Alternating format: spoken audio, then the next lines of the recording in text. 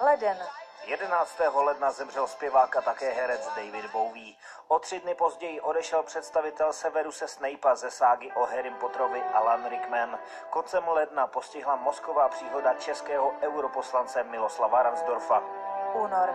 Český designer Bořek Šípek podlehl rakovině. V Miláně pak ve věku 84 let zemřel spisovatel Umberto Eco, který se proslavil hned svým prvním románem Jméno růže.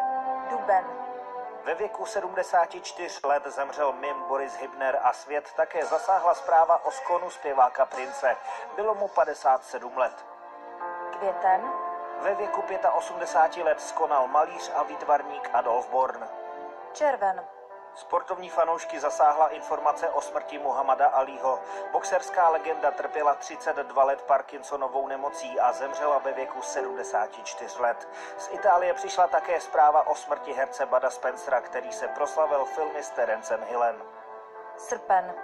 Svět opustila po boji s rakovinou sportovní legenda Věra Čáslavská. 7násobné vítězce olympiády bylo 74 let.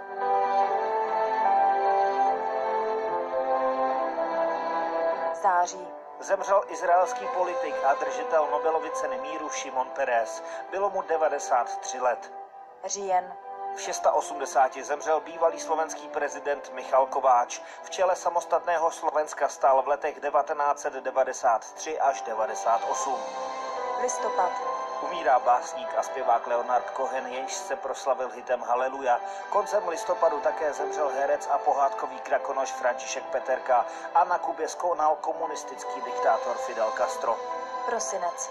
Umírá legendární kytarista Radim Hladík a první Američan, který obletěl zemi, John Glenn, a také zpěvák George Michael. Svět dnes večer také obletěla smutná zpráva, že ve věku 60 let zemřela představitelka princezny Leji z Hvězdných válek, herečka Carrie Fisher. Ta prodělala před pár dny masivní infarkt při letu z Londýna do Los Angeles. I přes okamžitou pomoc lékaře, který byl na palubě, byl její stav kritický. Dnes zemřela v Los Angeleské nemocnici.